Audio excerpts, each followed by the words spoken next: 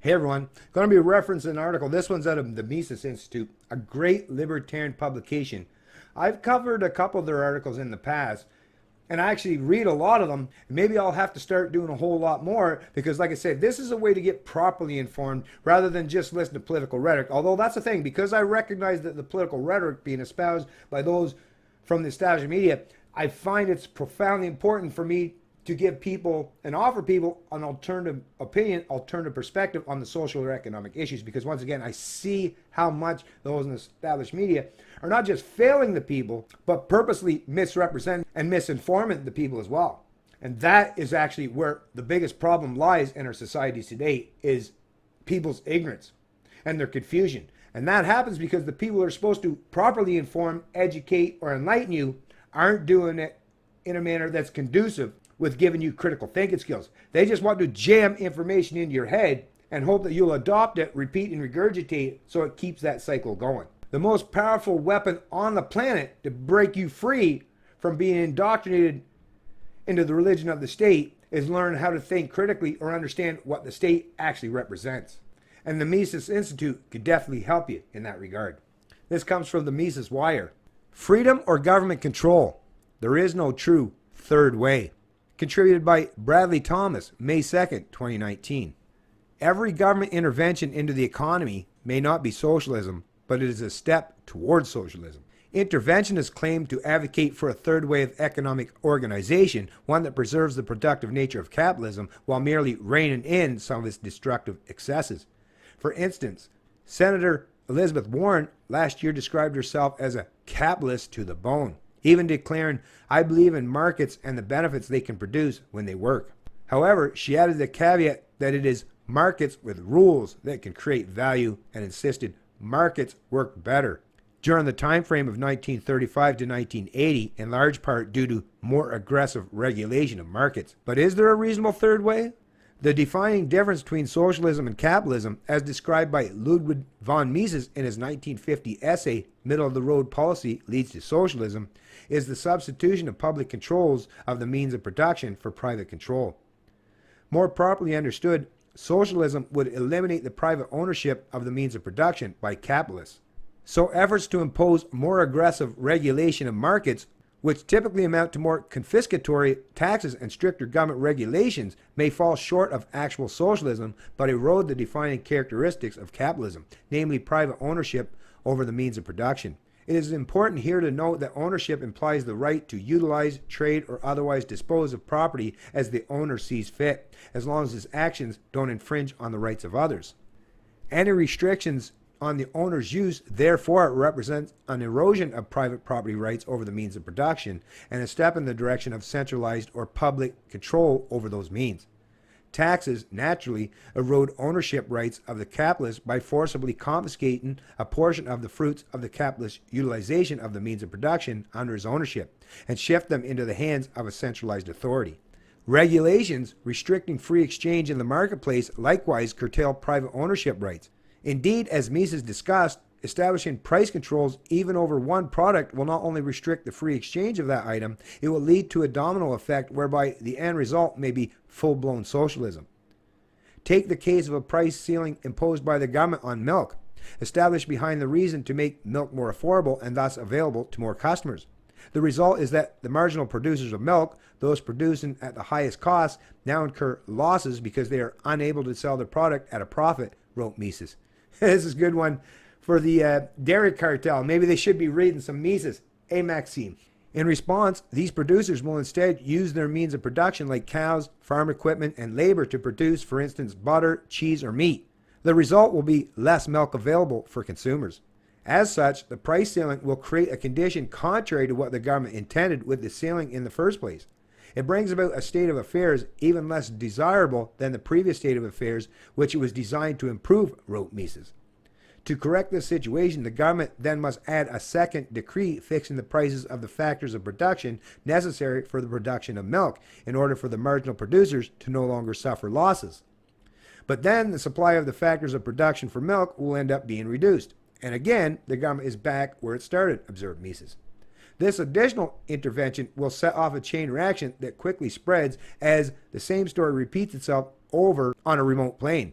If the government doesn't want to admit defeat and wants to avoid shortages of milk, it will have to continue to set price ceilings for those factors necessary to produce the factors of production for milk, and then for the factors needed to produce those factors, and so on, ad infinitum. Thus, the government is forced to go further and further, fixing step by step the price of all consumers' goods and of all the factors of production in order to see the amount of milk the government wants to see produced, Mises wrote. And no industry can be excluded from these price controls because, as Mises pointed out, capital and labor would tend to flow into them, and the result would be a drop in the supply of those goods that had their prices fixed by government order. At this point of government control of prices over all the means of production, Mises concluded, this is no longer capitalism. It is all-around planning by the government. It is socialism. This was no theorizing either. As Mises pointed out during World War II, Great Britain again resorted to price ceilings for a few vital commodities, which led to a chain reaction just as Mises described until the country had substituted all-around planning of the country's whole economy for economic freedom. By the time the war concluded, Great Britain was a socialist commonwealth. There is no sustainable third way to organize the economy. The fundamental struggle between capitalism and socialism, between true private ownership over the means of production and their collective ownership. Any intervention, even those thought to be benign, eats away at private ownership rights and pushes the economy towards socialism. As Mises argued, interventionism cannot be considered as an economic system destined to stay. It is a method for the transformation of capitalism into socialism by a series of successive steps. Bradley Thomas is creator of the website EraseTheState.com and is a libertarian activist and writer with nearly 15 years experience researching and writing on political philosophy and economics. Great article, folks, and this is the thing, and I've referenced the third way myself in past videos, although not in recent times, because a lot of it, like I said, I started out my videos, that's the thing, if you want to get to the philosophical aspects and understanding, or the economic aspects, you got to go back a little bit further into my videos to delve into the kind of stuff, like I say, but I'm going to try to get back into it now, because like I say, most people don't want to go searching through my videos. I've got well over, I think, 900 now, so people don't want to go searching through it, so I'm going to maybe start doing even newer, more updated series, and with maybe better background, and I think I'm actually better at doing these kinds of videos than I was when I started early on. So like I say, I'm going to try to delve back into the philosophical aspect, historical aspects, and deal with macro or microeconomics as a result, because that's the thing. I don't want to just help get people up to speed and up to date as far as countering the political propaganda that's definitely front and center today and affecting a lot of people's psychology and how they think or perceive what the state represents or government policies. But once again, the best thing I can do is not just give you a quick fix or push back against an article. Those things definitely help, like I say, but to properly inform people is to get you to think about these things critically. And to do that, you have to think or talk or mention things from that macro aspect or from the philosophical aspect where you're dealing with actual principles and fundamentals.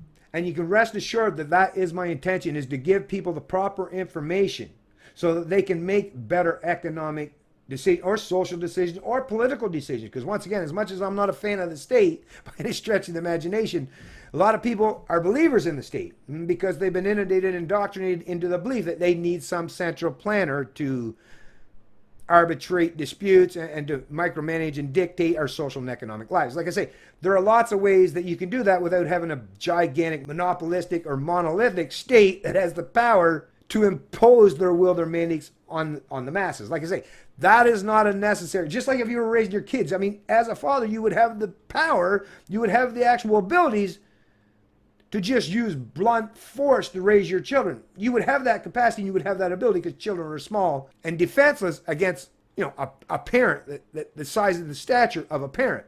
Well, just like people, consumers, taxpayers, wage slaves in this country, those who represent the state are those who represent using that kind of blunt force as a means to their ultimate ends. Like I say, there's many areas in your life, and practically, I don't say there's very many areas in anyone's life where you can't figure out how to do things through voluntary exchange, negotiation, or contracts. The only area, like I say, that the state I don't think will ever get beyond that point anytime soon is having some form or mechanism to deal with actual criminals like a court system. But once again, that's somewhere with smart contracts and modern technologies and blockchain. Well, you could do that today without using the kind of court system that we have now, which is not only dysfunctional, but wholly corrupt. Same with the political process. Why do you have to have an entire entrenched bureaucracy or people that just sit there all day, every day, trying to figure out ways to come up with new laws, rules, or regulations to micromanage or dictate every area of your social or economic lives? That's not a necessity. Like, you would never, when you were raising your kids or dealing with anyone in the workforce, you didn't come up with new rules and new laws every day, right? No, you tell you the truth, if you had finite rules, finite laws, but were universalized, and everyone was treated properly as far as adhering to those particular rules or those particular standards or those particular principles, that's the best case scenario, not just for family type settings or community structures, but even societal structures as well. But I don't want to get too far into that. Once again, that is much more entrenched in the philosophical concept of what the state even represents. But at the very least, this article will help you understand that the third way, all these options of using capitalism to build the wealth and socialism to redistribute it, what you're seeing today is, and even Marx more or less alluded to that, yeah, if you have that underlying structure of people or producing that wealth, well, eventually you get a larger and larger portion of people that are benefactors of the redistributive aspect of that wealth. And once that side of the equation becomes much more dominant, much more larger in scope or numbers, well, like I say, then that scale tips where at some point in time, the capitalists, well, they can't hold their position much longer, and they slide down into, once again, you're back with full-on socialism, full-on central plan of the economy. And as far as Canada goes, we're pretty close to that at this point. I'll post a link to this article in the description of the video below. And like I say, I'm going to do a whole lot more stuff like this in addition to dealing with the news of the day and the topics and subjects that's being promoted or propagated by those in the established media. While I push back against that, I also understand how important it is to give people true critical thinking skills. That way you don't have to listen to me anymore. Matter of fact, I'll probably be shooting myself in the foot. But hey, it's okay, because it's not about me. It's all about ideas and all about creating genuine individual rights, freedom, and liberty for everyone. If we can even get close to achieving that, or at least heading on that path, I'm fine if you never even know where you got your information from. You can forget about me subsequent to that point. Won't matter to me, as I'll be just busy enjoying myself and this much for your country. I won't be worrying about getting a pat on the back at that point in time. It's Canadian Libertarian, and I love liberty.